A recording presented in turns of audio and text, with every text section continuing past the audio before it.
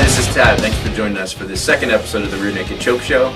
You can find me online on different blogs and forums, writing under the name Tap You Out 1. Look for my little profile pic. If you see me, feel free to say what's up. And we also have changed the format of the show, where it is now 10 minutes long. We've also combined the position of co-host and segment model, where we're bringing you a different lovely co-host segment model each week. This week, we bring to you Jasmine, so let's meet Jasmine right now.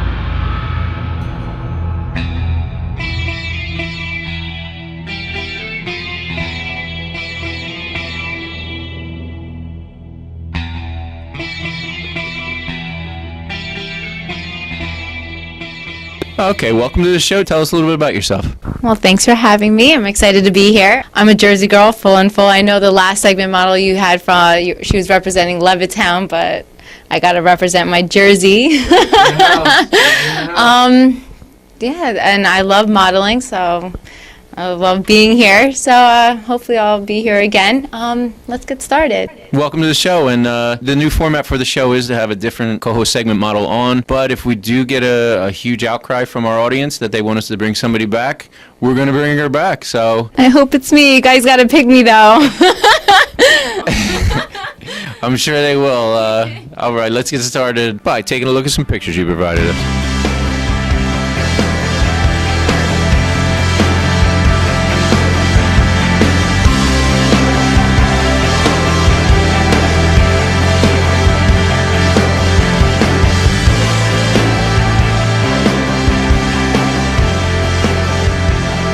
Okay, cool. Jersey's in the house. Hey, how can our audience get in touch with you? Well, you can go on the website, and there's a link on Facebook. Add me as a friend, and hopefully you can get in touch with me that way. I'm sure you're going to have a lot of friends. Hope so, too. You don't have a problem there. All right. Let's get started with some news and fight rumors.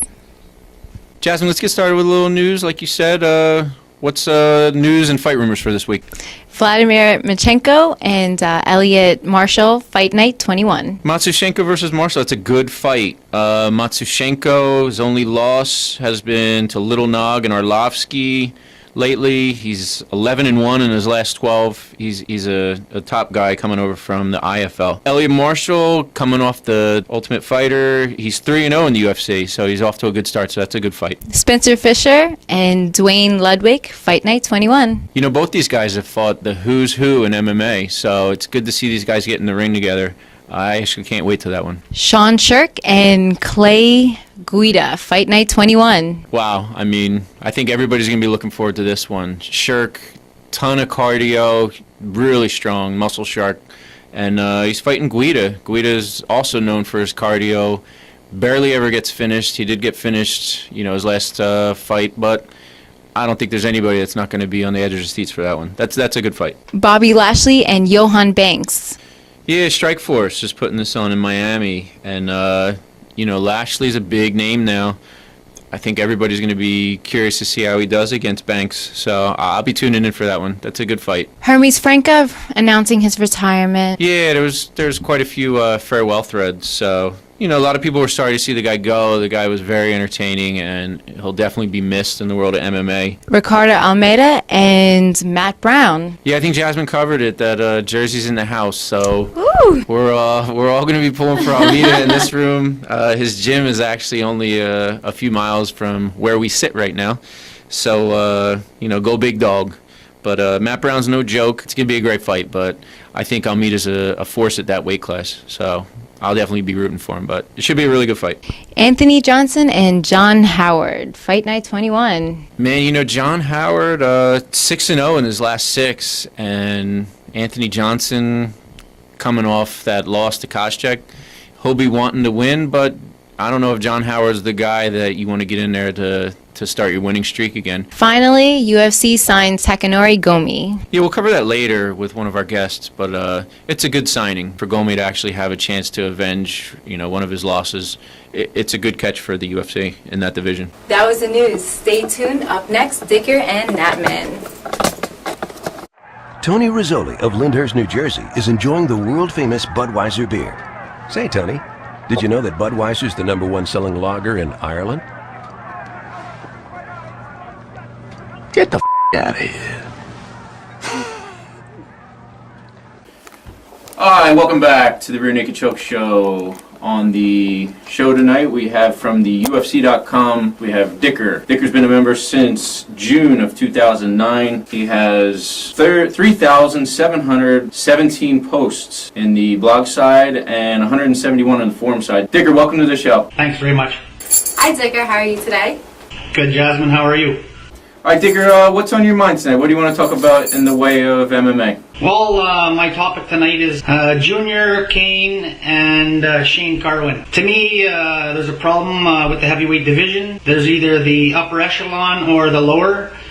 So either you're fighting cans or you have to fight the top tier, which I don't think any three of those are ready for yet. Yeah, I would actually even call it the Big Four, or even Big Five, where you're talking about Nog, Carwin, Junior, Kane, and Mir, of course. Well, I kind of think that you only got Mir and Nog, and the other three, until I see them on the ground, I'm not yet handing them the title. So in your opinion, you think that outside of Mir and Nog, that most of the division really hasn't proven themselves? I mean, all three of them together fought together, I think, 24 or 25 fights total. They got to fight each other. Oh, I absolutely agree. Well, I want to know, of the big five, who do you like? I think Nog by far. He's a Timex. He's going to take the beating and then sub you in the third round or a championship round. Yeah, I mean, the guy is a beast. He's got a ton of fights, and he's fought every big name almost in MMA. A healthy Brock would smash all of them, except I think Nog. Except Nog. Well, what about Mir? Mir's been looking better on his feet. Mir cannot touch him. You know, Brock's always been a big issue as far as him coming from the WWE. Well, I chirp at the guy all the time, but the only time he's going to impress me is if he ever beats Fedor. Any final thoughts before we let you go? No, not really. I'm a little bit itchy, but I think May 1st that Shogunaitis will go away. You think Shogunaitis will go away in May? Well, you know what I'm going to do? Because, so we're going to bring Dicker back up as the Shogun Machida rematch gets closer.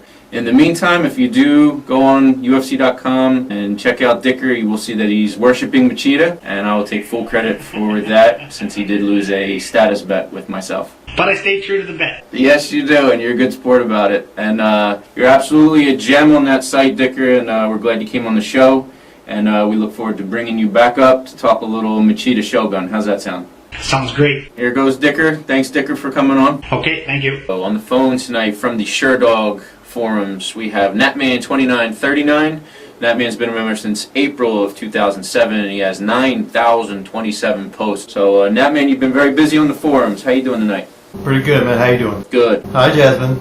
Hi, Natman. How are you? Good. All right. Hey, Natman, in the world of MMA, what's on your mind tonight? Well, I'm getting a little sick of the anti-wrestling stance the SureDogs are taking. Now, who do you think are the fighters that take most of the heat? Well, right now it's looking like George St. Pierre and Rashad Evans is the biggest focus because of what happened with Thiago Silva. Thiago Silva, yeah. You know, my big problem is you look at the great strikers of MMA like Cro Cop and Liddell. It wasn't just their striking that made them great; it was their takedown defense. Rashad would not have been able to do that to a Cro Cop or a Liddell. So if someone wants, like Thiago wants to be good, he needs to work on his takedown defense. That's the key. All right, so I agree with you on that subject, where takedown defense and the ability to get back to your feet and nullify somebody's wrestling background, that's something that a lot of these guys need to work on if they're strikers. Hey, what else is on your mind tonight? Takanori Gomi in the UFC. Who do you want Gomi's first fight to be with? Personally, I'd love to see Nate Diaz. He's got the striking Gomi could beat.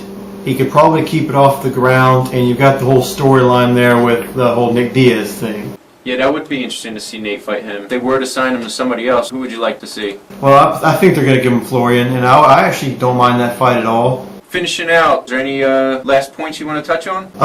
Just the fact that I think Couture's going to destroy Coleman, Marquardt's going to destroy Sonnen, and Frank Mir is about to be the next champion. That's all I got to say. Look for Natman in the SureDog forums. Pleasure having you on. Thanks, buddy. Appreciate it. Thanks, Natman. Thank you. We held our first fantasy event on Sunday. Let's see who won. Ben Henderson versus Jamie Varner. Thanks for everybody who played. Black Santa beat out Chuck Flock by only 2 seconds. Black Santa gets a submission in the third round at the 2-minute and 32-second mark. So congratulations to Black Santa. You will win a Rear Naked Choke Show t-shirt. All right, that concludes this episode. Thanks for joining us. We do appreciate you watching the show. That concludes this episode. This is the Rear Naked Choke